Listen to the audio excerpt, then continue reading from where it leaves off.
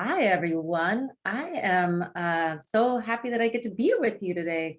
My name is Carmen Rojas, and I'm the president and CEO of the Marguerite Casey Foundation.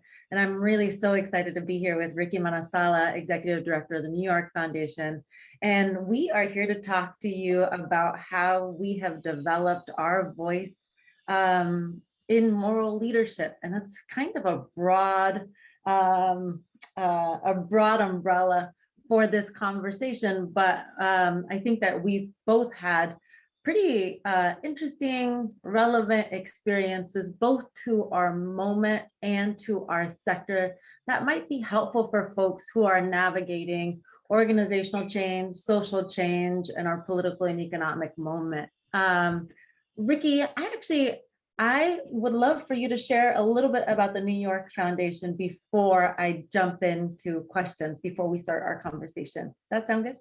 Sounds great. Thanks, Carmen, and great to be with you and everyone else here with us today. Thanks for making the time to connect with us, albeit virtually, hopefully in person again soon. So again, I'm Ricke Mananzala. My pronouns are he, him, and his. I work with the New York Foundation, which is one of the oldest supporters of community organizing in New York City and New York State.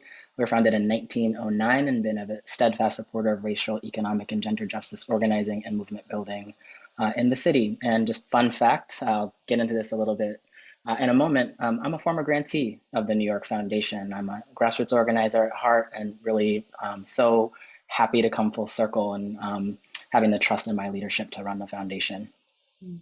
I love that. We were just, for folks who are new to this conversation, in the run up to this, you have an agenda and you have the set of questions, and then you have the 5 minutes before a panel starts where all of that gets adjusted based on quick insights.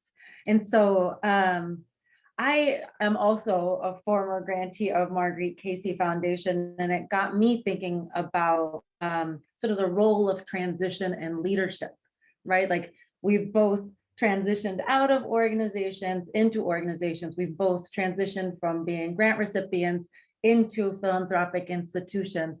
I am about 15 months in. You are about six months, Ricke? Not even 3. I should have mentioned that. Yeah. Oh, that's my information.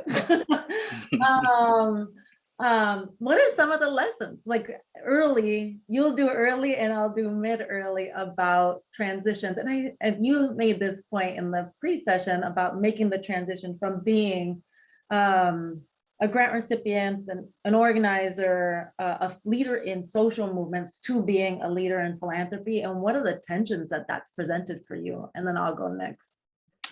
Yeah, I mean, I think it's been a real, we were talking about challenges in general in our sector. I think for me, and I'll steal your words, Carmen, and the Marguerite Casey Foundation's words, and it's been very jarring in what you call the say-do gap, right? So coming from being an organizer, being on the front lines, in protests, doing direct actions, building leadership in communities and building power, and then going into philanthropy and this say-do gap. In other words, when we're seeing the statements, most notably now, this happens during every movement moment, where we see a lot of statements in philanthropy purporting to support those on the front lines and their calls for racial justice. Of course, last June, with the support for movements around the murder of George Floyd, and police reform movements hitting an all-time high again, lots of statements. And then what we see is then the gap, right? So what's the gap? What's the doing? How are we seeing resources moving to where they're needed most? And to the issues that philanthropy doesn't always want to touch. And in this case, I'm referencing police reform work and racial justice work and liberation more broadly.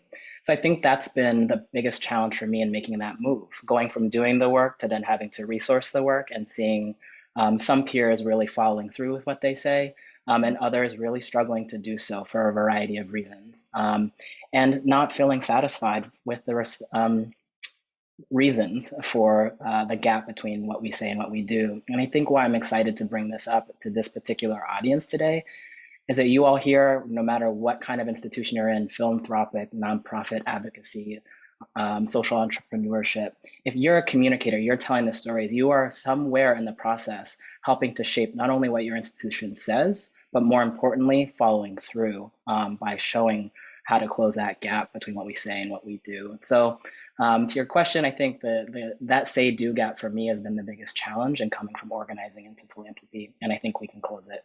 Yeah, I agree. One, I love a shout out to Marguerite Casey Foundation. I'm going to take that, and couldn't agree more. I have been thinking, for me in this role, the most jarring thing about leadership is how much we spend time in foundations, specifically like analyzing, naming, like problematizing the problem and not narrating the possible solution. And I've been thinking a lot about Robin D.G. Kelly's Freedom Dreams, and how we as a sector, how foundations oftentimes create the constraints within which leaders on the front lines can dream and start to build a possible future.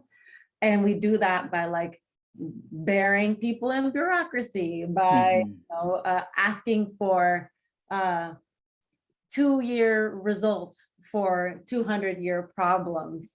We do that by expecting one person, one organization to be able to confront state and economic power in a short period of time. In fact, we do that by not creating a true container about what's possible. So actually giving people the right amount of money. So I don't know if you've had the experience, but like when I first started at Marguerite Casey Foundation, one of the things, like the burn, when I was raising money for Workers Lab, I always had this burn, and my biggest burn was never knowing how much money I was going to get from a foundation. And it always felt like wizardry, like going to Hogwarts. It was like some wizard. That's how the money was decided. It was like an organization with the same amount of staff, the same budget, the same everything, would either get hundreds of thousands of dollars more or hundreds of thousands of dollars less, without clarity of time. And so for me, I've been thinking about like how we reduce the bureaucracy in service of freedom dreams. Like, how do we get rid of these things that we've made up in service of actually giving people the money that we can give them? So we started funding at the tipping point for up to 5 years, and nobody, like, you look on our website, if you're going to get money from us, you do that calculation. And I think that that frees people up. And the greatest lesson for me, or like the jar and the transition, was frankly how easy it was to do that. That like that was always an option. It was like something that was is available to all of us all the time. And that it's not the norm. Right. Like that for me is like, wow, like it was pretty easy. Yeah. I think I have some similar reflections. We were joking. I'm not even 3 months in, but because I've been so familiar with the foundation for a long time, I know some of the reasons why we get stuck in the ways of doing things that don't serve us anymore, that aren't aligned with our values at the most simplest levels. Sometimes it's actually just, well, that's how we've always done things, or that's just how the sector does things. And we've taken for granted that like we could tomorrow completely change something that is actually fairly easy, and yet very problematic that it remains as a philanthropic practice. We're thinking about that a lot at the New York Foundation. We're almost 120 years old, right? So thinking from the full spectrum of things that I think philanthropy has been called to do, especially over the last year in this window of opportunity around philanthropic transformation, it's the simplest things, right? The grantee burden work that we're trying to reduce, making processes of receiving money, like you just said, way more transparent, right? Ultimately, what I think we're saying about this is not just the bureaucratic elements, but it's about shifting power between philanthropy and the grassroots. That's what really motivates me when I hear you talk, and the way that you're leading at the Marguerite Casey Foundation, is that there are ways to run philanthropy that are not stuck and outdated and archaic and let's call it what it really is, like white supremacist ways of thinking about how resources should flow to communities. And so if we have, going back to this point of moral leadership, I see it not just myself, I think it's the rest of our staff, it's our board. It is how are we thinking about what our purpose is, who we're accountable to, and then everything else should shift around that purpose. One thing I want to uplift, and maybe it's like the Carmen and Marguerite Casey Foundation like party that I'm having for you right now, but is the way we talked about how you're shifting the role of a program officer. It seems so simple. When you all put out the new job description for hiring a new program officer for the foundation, a series of them, I believe, you said, hey, we're rethinking this role. It's going to go away from one of surveillance, monitoring, and evaluation to one of mobilizing resources, right? So your role as a program officer isn't to check in, do all the reporting, and make sure grantees are following through on their outcomes. That stuff is going to happen because you trust the grantees. You want to learn, of course, but actually your job as a program officer is going to shift to leveraging more resources with other funders for these groups. I was so moved by that. And it returns me back to, it seems so simple, but it returns back to the moral leadership and accountability. What is our role in philanthropy? I'm crystal clear about that. I come to this work as a former organizer. My accountability, my moral leadership, that compass is crystal clear. And that is to the grassroots, and that is the power building. Even if my institution and my role has changed, which if you asked me 20 years ago, if I would be sitting in the seat as the executive director of a funder that used to support my work, I would have told you you were bananas. That being said, I think my moral leadership and crystal clear compass is to the grassroots and power building. And so I need to take that with me into philanthropy. And I think one great example, the way you're doing that at the Marguerite Casey Foundation, among many examples, is the way you're rethinking the role of the program officer. Oh, I love this. Again, I do love a Marguerite Casey Foundation. I will say this, like, there were a couple of things in like from a narrative communications place that were important lessons. One, I was afraid to change the job. I knew the job needed to change because I've had amazing program officers and horrible program officers. And it was like winning a lottery or like getting evicted. The bridge between the two was so great. And my most amazing program officers always helped me raise more money. Like their added value they saw was actually creating room for me to be in connection with others and making it easier for me to raise money. And so when we did the internal work of changing the job description, we didn't think anybody was going to apply for the job, mostly because we're told, I think, that program officers like that control, right? Like that there's a sense that that program officers have historically used their role as broker between organization and institution, between organization and foundation, as one of power. And Ricke, we got like 350 applications. Like, wow, I'm not surprised. It was so, it was really amazing to see, one, like the interest, but two, that like people weren't afraid of raising money for organizations because most people do that as a part of their job. It's just not recognized within institutions. And so I again love a shout out and happy to share more about the position. Yeah. Well, I'm seeing Jackie Rodriguez in the chat saying that the Healthy Communities Foundation is dropping the term officer. And I'm loving that. We got to take that a step further. And I think even the way we're talking about the role of this particular position, you're an organizer, you're a mobilizer, right? And as long as you're crystal clear about your purpose, right? You're not just institution building. Yes, you work for this foundation. You're not just working in service of its mission and strategy, although it's a piece of your job. But beyond that, you're a mobilizer. And you know, I think when I think again about my roots as an organizer, I'm really clear that there's a lot about philanthropy and this window of opportunity we have to transform it. I don't want it to close, Carmen, and I'm kind of concerned that it is. And I'm wondering what you think about that. And what I mean by this window of opportunity or transformation, I see people in the chat saying, during COVID, here's all the things we started to change and realized, gosh, this is archaic. It was so simple to eliminate it. Why were we doing this in the first place? That consciousness has been there for the past year and a half, and I'm concerned we're kind of returning back to some of our so-called standard operating procedures, back to the practices that don't serve movement. And I'm wondering how you think we keep that, use our leadership and our platforms to keep that window of opportunity open. I mean, this is why having this conversation with you here is important. oftentimes the communications role within organization Mm, being wholly tactical and transactional. I'm going to hear what you say, and I'm going to find all of these ways to say it in different ways out in the world. And I love your framing, Ricke, which is like, not only is it taking these ideas and making them available to the rest of the world, but holding a mirror to the institution so mhm, that we're not only saying all of these things, that we can hold ourselves accountable for doing these things. mm, For me, I see our role at Marguerite Casey as continuing to shine the light, like continuing mhm, to shine the light on both the opportunity and these freedom dreams, like the people on mm, the ground who every day are doing the work, like right, I'm in this ARPA obsession, like the biggest federal mhm, government investment we'll ever see. Chances are we have ever seen to date.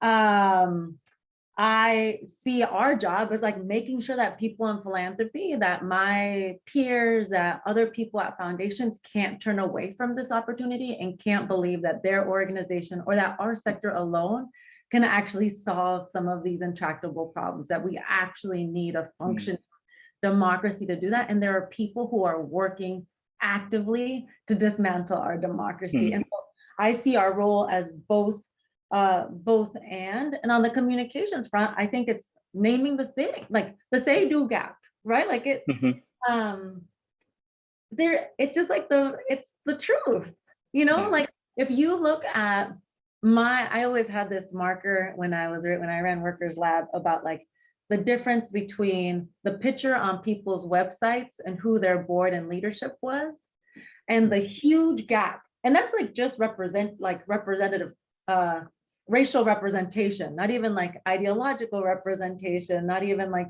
on any of this. mm, I was always so struck that people who ran organizations felt very comfortable having young Black faces all over their website and not one Black person on their mm, board, not one Black person in a position of leadership, not one Black person informing a strategy within the organization.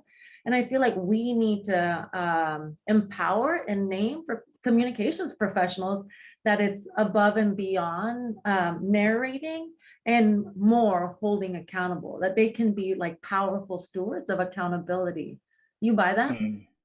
I buy it, and I'm thinking, there was a lot there, and I'm seeing some things in the chat that we're going to riff off of in a second too. And first, I just want to make sure people know the answer to the uprising kind of pledge and call to action around philanthropy that you put out. I put it in the chat. It's talking about the say do gap that we've already been talking about quite a bit. And I think the thing I want to uplift around this say do gap is this isn't new, right, about our sector, right? Every time there's a movement moment, like I said, we see an influx of statements and sometimes resources. Although you may have seen recently the Philanthropic Initiative for Racial Equity's recent report on the say do gap as well, right? All these commitments for racial justice funding in word, but not necessarily in action, right? So I would encourage people to check out PRE and the report called Mismatched. That being said, I think what we saw around the uprisings of 2020, we saw earlier in 2013 and 2014 around Ferguson, right? Yeah. And so we saw a huge commitment, and then we saw a very quick retraction about a year or two later from philanthropy in general.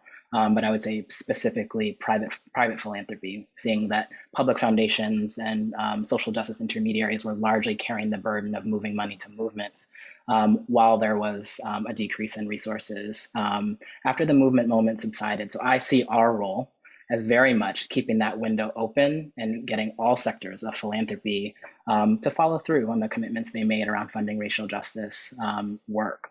I want to get to this question that's in the chat that I think Tanya Barrientos shared. Would love to hear more about how you might be adjusting to comms so that the voices of the people you serve rather than the executives of philanthropy or the foundation. I think this is a real question, and I thank you for that, Tanya, because it's something I'm grappling with as a new executive of a foundation where I think I'm called to be a more public presence, and that is quite honestly not in my wheelhouse. Again, I'm going to keep leaning on my organizer roots. I think about my leadership. One of the best qualities of an organizer and leadership is that you develop other leaders. That being said, I know that I need to use my platform, but more importantly, the platform of the foundation to not only call for the sector transformation that's necessary, but making sure we're uplifting the variety of voices, not just my own, not just the other staff and board, but the folks in the field. And I would actually invite, and maybe they're already in the chat already, Kareem Alston, who's our former communications director at the New York Foundation, is here, also works for ComNet now. And then Maggie, who is our communications manager, is with us currently. They have led our communications work at the New York Foundation, which has been fairly quiet in its history over the past almost 120 years when talking about what we believe about philanthropy, and have instead centered the voices of the grassroots in all of our communication strategies. I think that's what we will continue doing. We're going to elevate that more and letting communities speak for themselves about their power building and uplifting that work in general, but for the purposes of leveraging more resources for community organizing and racial and gender justice work in particular. That being said, we need to start dipping our toe into the water a little bit more as a foundation and using our platform to not only uplift the work of groups on the ground, which will remain our heart and soul, but to use the platform we have to talk about the philanthropic transformation that is necessary if we really want to fund movements like we want them to win. So I would invite Maggie and Kareem to share any nuggets of brilliance that I know you have for how we've been thinking about that with the New York Foundation in the chat. I wish you could just jump in and start talking with us, but they've really led that strategy for us. And the value that we're leading with, like letting people tell their own stories from a place of empowerment rather than us telling the stories for them from a place of weakness or charity.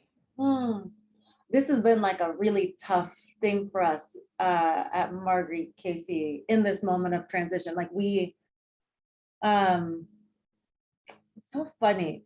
In the transition, I think prior to my starting, we had a magazine that we would share broadly that highlighted the work of organizations, but frankly, just like moved around organizations. And I always have this question about, in this position at this organization, what resources do I have at my disposal and who do I have access to that I otherwise wouldn't have? And that's just like a true imbalance of power and resource. And over the last 15 months, well, actually, I'm gonna start here. I am at a point of inflection where I feel like over the last 15 months, we as an organization, I as a leader, Jonathan Jays Green as our VP of programs, have really prioritized like resetting an organizational voice. And I do think, I don't know this, but I feel like I would give us like a C plus maybe at bringing our grant recipients into that process. Mostly because we're still getting to know each other, mostly because we start all of my excuses. Like I have like tactical excuses, which is like the time that we started was one, and like we just haven't traveled. We haven't met many of our grant recipients. We don't have that kind of relationship. And I feel like we have a rule at Marguerite Casey where like we won't engage grant recipients in anything unless we pay them for it. So like I think we give people $2,500 for an engagement. They come to a staff, they do a talk with me, whatever they do, like they get compensated for that. And I want to make sure that we're like making the best use of people's time. And I am, it's not clear to me yet that the resource, this is maybe a cop-out, but I'm just going to be honest, like this is a grappling that I'm having, like the resources that we have and the access that we have is actually helpful to the power that movement leaders are trying to shift. Do you know what I'm saying? Like I see my job as raising money too. Like everybody at Marguerite Casey's job is to raise money for the leaders who we want to support, who really, who we think actually can be at the forefront of transforming conditions for people in this country. And I think that like, I'm at a grappling point about, is it us or is it them, or how do we do this together? And it's frankly like the struggle of COVID and the time of transition in this moment. So yeah, I feel like I love your framing, and I love that you all have been doing it for so long, centering grant recipients. I wonder what you have learned from that. Like what has been helpful and what hasn't been helpful?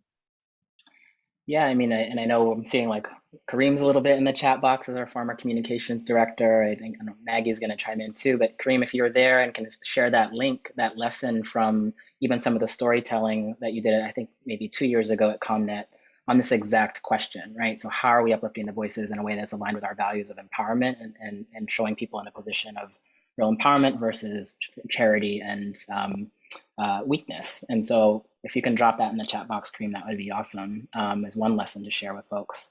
And then, I think we're still figuring things out. A lot of this is actually connected back to a question I see in the chat box from Amanda Stanley about, okay, been in philanthropy for a while, now back on the nonprofit side. It's great that we're trying to shift the power dynamic, but is between grants, grant recipients, which by the way, Carmen, I noticed you say grant recipients instead of grantees, and I want to know a little bit more about that. I bet there's a story there. So put a pin in that one. But the power dynamic between nonprofits and funders. Yes, we're like tinkering around the edges, but I think what I'm reading in Amanda's question is, how far can that really go? Can power actually really be shifted? And when I answer your question around like, so how have we uplifted the like voices of grantees or grant recipients? I think we in part let them tell their own stories, but I still think at the end of the day, we have more power than they do in terms of access to resources. So the way in which we're telling stories or uplifting that work, at the end of the day, is still behind this veil of power, even if we are trying to shift it, right? So how do we choose some voices to uplift versus others? There's a power dynamic there. Who becomes the grantee darling that we know that exists within philanthropy? So Amanda, I don't have an easy answer to this question, but I think it's the right one to be asking. Like, how far can we push the sector to transform itself? Not to just ease the burden on grantees, not to just give away more money, although that's a big part of it, increasing payout, which is something we're very interested in doing at the New York Foundation beyond the minimum that's required. Yes, those things are helpful and important and do shift some aspects of power. But at the end of the day, I still believe that's tinkering around the edges. So Carmen, like, what's up? What do you think's possible in the sector? I believe that philanthropy is the opposition. So I am clear that foundations are the worst expression of racialized capitalism. Like I'm like clear, I'm honest, I'm clear about my job in that, and that I see us kind of on like a seesaw. And like most people are like, I just want to stay right here in the seesaw and I want to move us to right here. So like one, those are my beliefs about philanthropy and foundations. I believe that organizations need to organize in opposition to philanthropy. Like in any other sector, we ask leaders of organizations to organize against political leaders, against corporations, against people who are day-to-day shaping their reality. And for some reason, foundations are off the table. And then when people organize against foundations, it's seen as taboo. It's seen as the edge.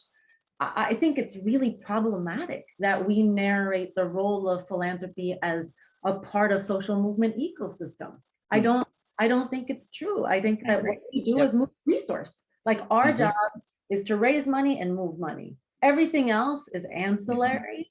And we need to give as much money as possible if we believe in the freedom, if we believe in freedom. That's right.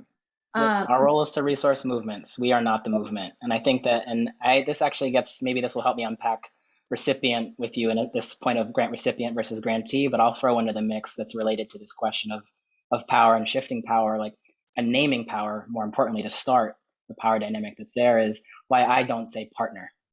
Yeah. I don't refer to groups on the ground that we're supporting with resources as a partner, because that to me hides the actual relationship that's there and the power dynamic that is not equal. Yeah. And so maybe grantee is not the right word. I'm curious why you say recipient and if it's related to this piece here, right? Not about ownership. Yeah, it's so transactional. It's just like true, like it's people we give grants to. Like so really early when I was like just out of grad school, I had a job at a foundation, and somebody was like, "Don't call me a grantee. It makes me feel lesser than." And I was like, "Oh, that's just like super helpful. Thanks for giving me that feedback." And since then, I was like, "Oh, that's like an easy adjustment. That's an easy adjustment to move from like diminutive to actual, like to name the transaction that's happening." I think that if foundations tomorrow ceased existing, people would still find ways to organize. Yeah, People would that's still right. find ways to fight. And right now, what we do is in a like deeply uneven terrain as like a leftist is to create Mm, some more evenness against mm, the right, you know, for a future that I believe is mm, possible. But I don't, I think it's a trick. mm. This is like a, how is it, like a hot take. My hot take is around trust. Like Yeah.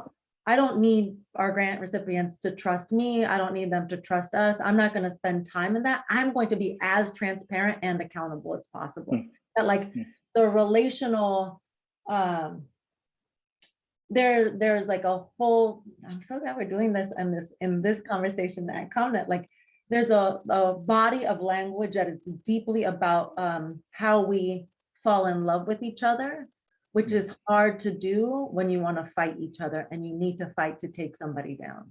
mm. And we have to imagine a world where philanthropy isn't the sole way that we fund the contestation for power in this Yeah, country. that's right. And I think like the language, the relational language makes it difficult for people to imagine organizing against. I feel like people should be organizing against us. Mhm. Yeah, I do. yeah. I think that we would be better if Mm, I was clear. And I think that there's something, and I wonder what you think about this, like our proximity from coming from running an organization to running a philanthropic organization. Like mm, again, I feel it, I name it like my yeah. fire inside, like the Mm, the things that always burned me up, that make it possible for me to mm, imagine a world without foundations in mm. a way that I think most of our peers can't. It's like Yeah, impossible. yeah. Yeah, I think I've been thinking a lot. I feel like hopefully this is not a little all over the place, but it's getting me thinking about as I'm seeing this trend of more former organizers coming into philanthropy with that mindset that I talked about when we started, right? You're crystal clear about your accountability. It's always to the grassroots. Role has just changed as a resource mobilizer, right? You're organizing other funders, you're organizing your institution.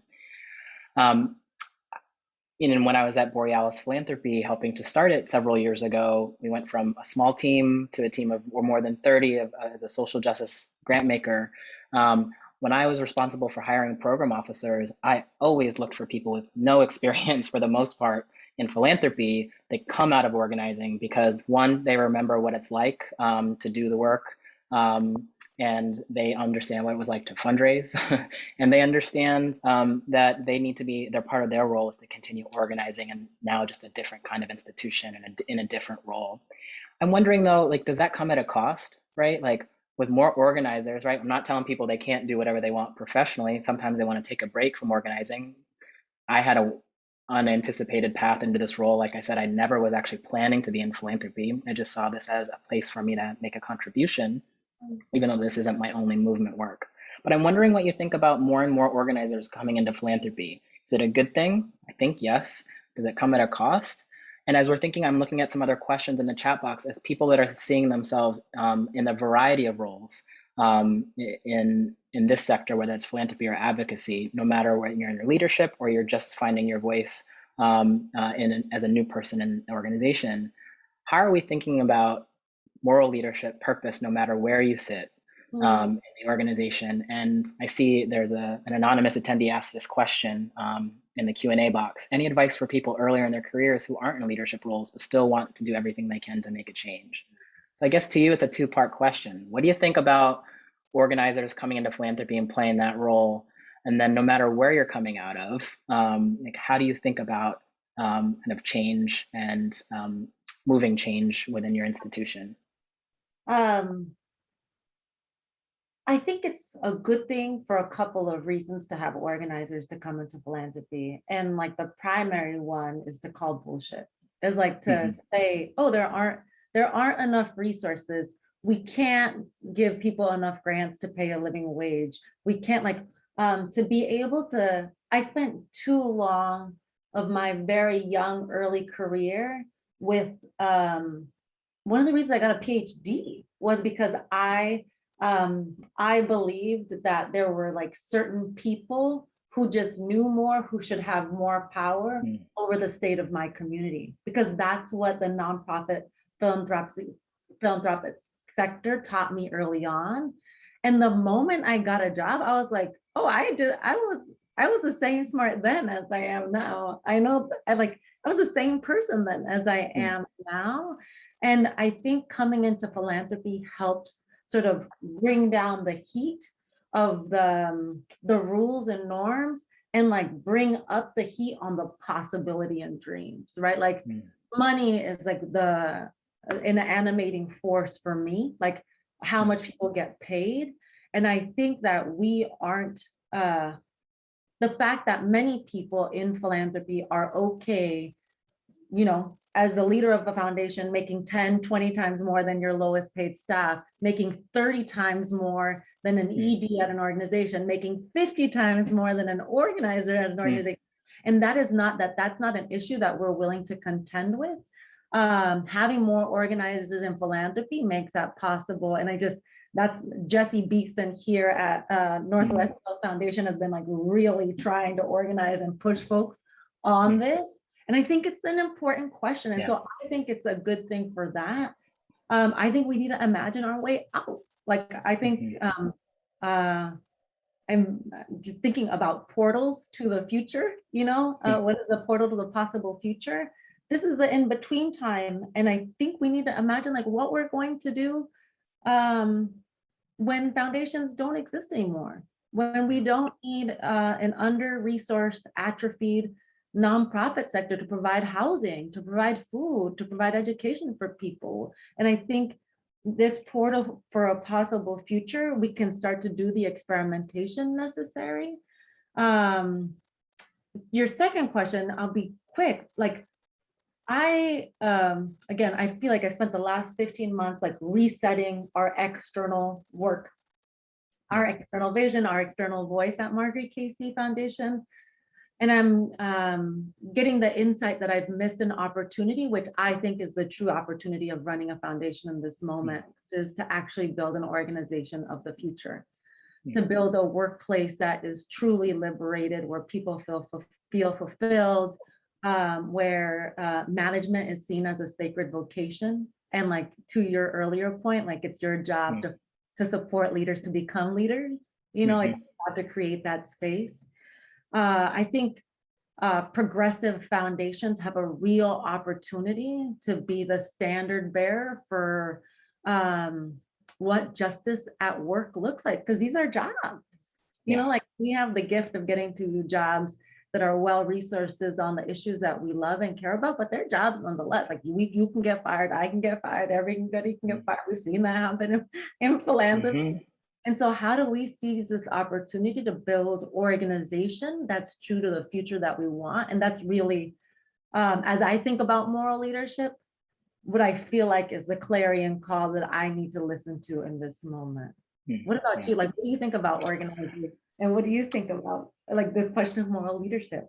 Yeah, I think that I agree with you on the organizers. And it's not a zero-sum game. Like we lose someone from organizing that goes into philanthropy. It's not that, although someone gave me that feedback, like stop poaching all the organizers and bringing them over to philanthropy. I was like, they're making these choices on their own. And I hear what you're saying, which is it's assuming that philanthropy is still movement work, which I know this is maybe a controversial thing to say. For me, it is not, but it is still an important place to bring my movement contributions and values with that kind of accountability in mind. I think this question in the Q&A that I think you got at too, but I'll take a shot at, which is for people that are early in their careers who aren't in leadership roles, but still want to do everything they can, like what advice do we give?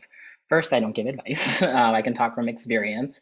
But one thing I learned as I was growing, when you're talking about positional power, you still have power in your organization, even if you're maybe not the ED or a director in management.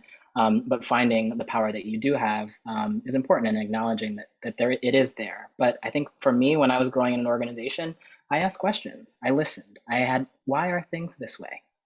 Right. And often when you're asking those simple questions and someone has a thin answer, it begins to like point out to others, and obviously not in necessarily divisive ways. By asking questions, listening, and having people make sense of why things the way they are opens up the possibility for maybe they don't need to be this way. Maybe there's a better way. So that would be some of my initial reflection on the simplest place I started to find my voice and to be a part of the change in an organization. I think the second piece is also what I said when I started: define accountability to yourself, right? Who are you accountable to? It's not just, yes, you're a job, this is your employer, you have some obligations to your job description, yes. But what's your purpose and what's your accountability? And stay steadfast in that. So you may grow in positional leadership, you may grow or in positional power, you may grow in other ways. But as long as you maintain that accountability, and particularly if you're in philanthropy, which it can be an enticing place to steer away from accountability because it can be intoxicating, right? Like, you are given power and resources, and you need to remember they are not yours, and you have your accountability is defined, and so all your actions should be driven by that. Whether you're a communicator, you're a funder, you're a program associate, or you're the executive director. If that is not crystal clear, then I think it's easy to get lost. I know we're getting to time. There's probably more questions in the chat box we need help getting through. But I'm wondering, Carmen, on who we are as leaders in our identities. I would say we're probably rare. There's not a lot of other philanthropic leaders that come from our lived experience. And so for myself, I'll spare you the fun stories of even my first 2 months on the job and meeting with people who didn't expect my face to show up on the Zoom screen when they asked for a meeting. Yeah. Literally, Yeah. I did not expect you to look like this. Maybe they didn't mean to say that, but they couldn't help themselves. And I think what they were saying is maybe I was younger than they anticipated, although I'm probably older than you think. That I'm, as a queer and transgender person, I don't see myself reflected in roles like at the foundation executive level as a person of color and beyond. And I think while representation matters, that's not all of it, but I do want to just uplift right now. We are people of color in executive leadership roles. This sector was not built for us.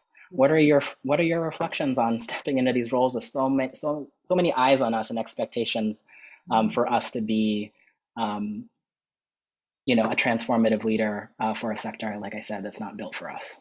Yeah. I'm going to go back to something that you said.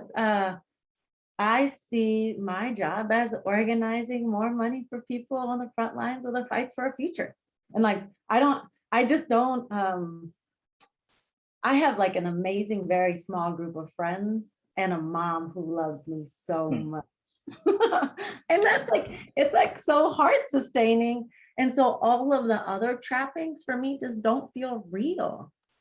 Don't feel, and I will say this, like I was a young person in philanthropy. Like my first job out of graduate school was at a foundation. And I feel like we met in real life then.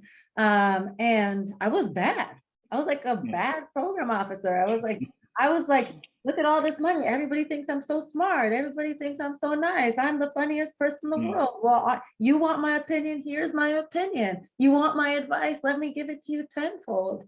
I'm really glad that was my experience early on, because then I got fired from that job. And it was such a helpful, like, oh, that's not your money.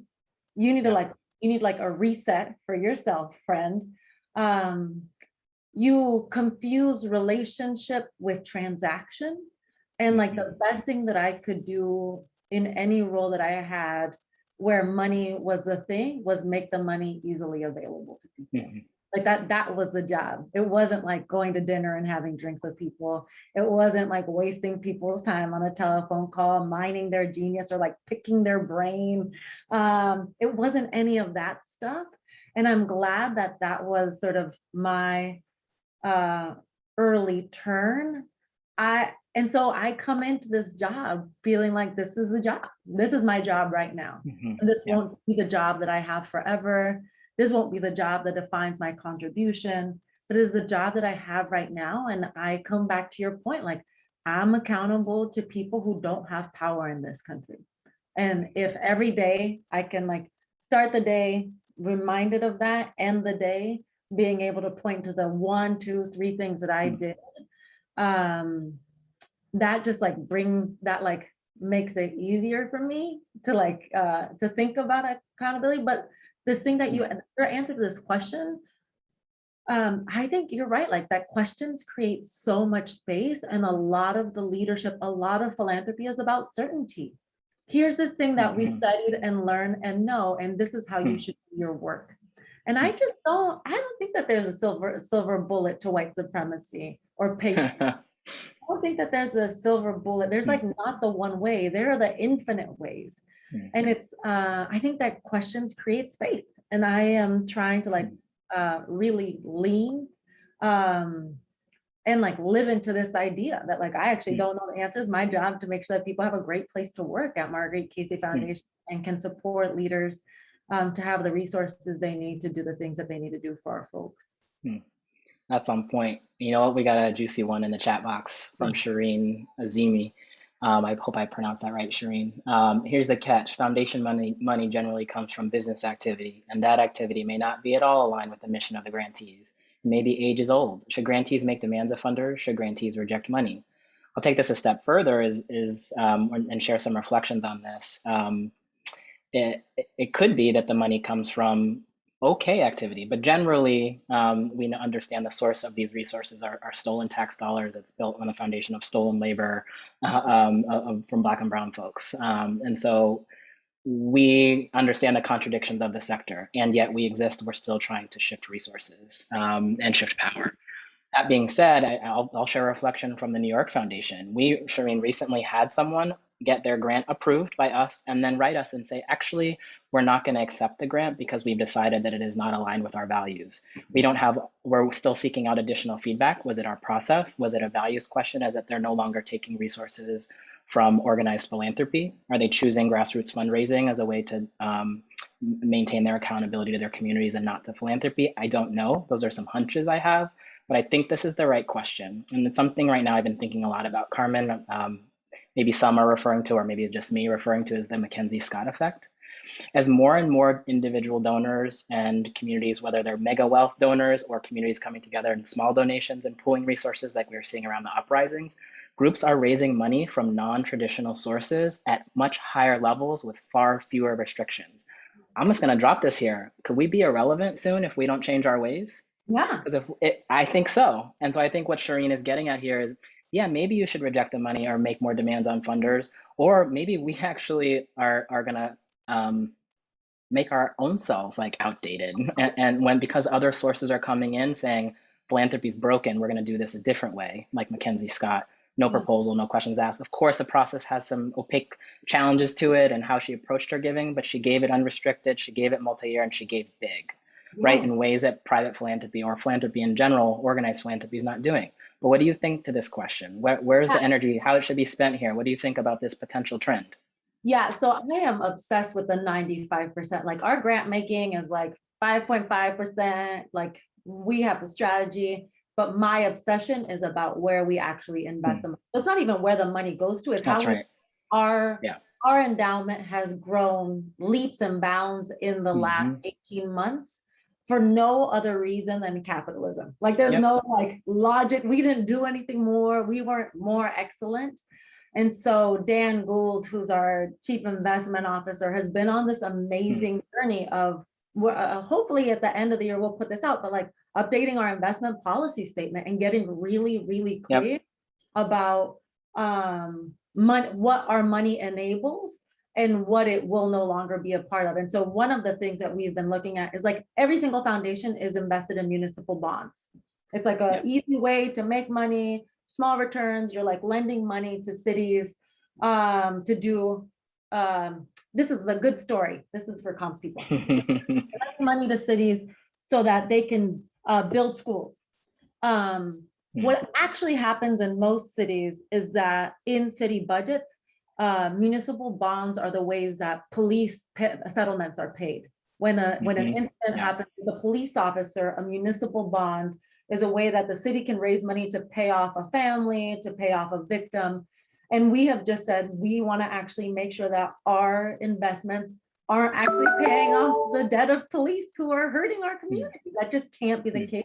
And are actively working with folks at Acre to understand, how do we do this? Like, how do we, most foundations will tell you that's impossible. Everything is blended up together. And I'm like, nothing is impossible. Like, what do you, not, it's not impossible. We just have to make a choice about our priorities.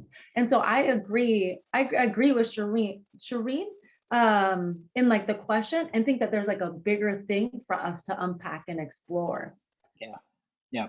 I Um, know we got 5 minutes left, and there's a couple more questions in the chat box. I wonder if you want to try to get to. There's one from Sarah Jimenez. How do you balance the need and time, time assessment to reset or rethink your voice in the say do gap, and continuing the immediate work, whether you're at a foundation or another type of organization? this is sort of, I'm alluding to this, but we have just gone through this pretty amazing organizational development process, just reflecting on our transition. And people are tired at Marguerite Casey Foundation. We've been moving fast. This was not an excellent place to work before I started. And I thought that I could just make things easier and like clear, and that would be enough to make people feel safe at work. And that just is not true. And so at the end, I'm like, first you're like, I'm so happy everybody can tell me the truth. And then you're like, oh, the truth is not what I really want to hear. And then it's the third thing, which is to this question, like, I have a choice to make. And I think our greatest contribution is building a just organization.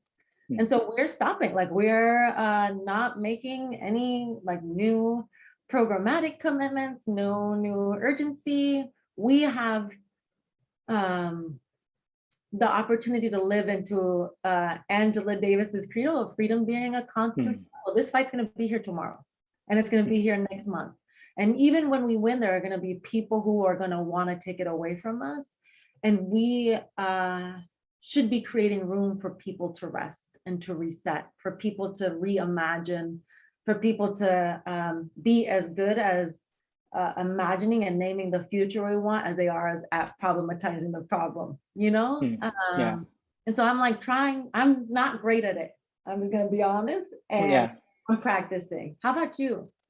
I mean, it's like, Sarah, thanks for the question. It's like you're in my head right now, because I'm, like I said, almost 3 months in, and I grapple with this question all the time, which I think is that tension between the bigger picture vision and strategy, and then getting in the weeds and the details of organizational development, the things you're saying around staffing, Carmen, things like, but for me, the balance, I'm sounding like a broken record, but if my North Star and my like, moral compass here, for lack of better words, is about accountability to the grassroots, like I understand that I'm gonna have to walk and chew gum at the same time and figure out what are the details that I need to transform about the foundation in an inclusive and participatory way with our team, staff, and board, while still moving forward a broader vision and strategy. Those things are often in opposition to each other, and there are only so many hours in the day.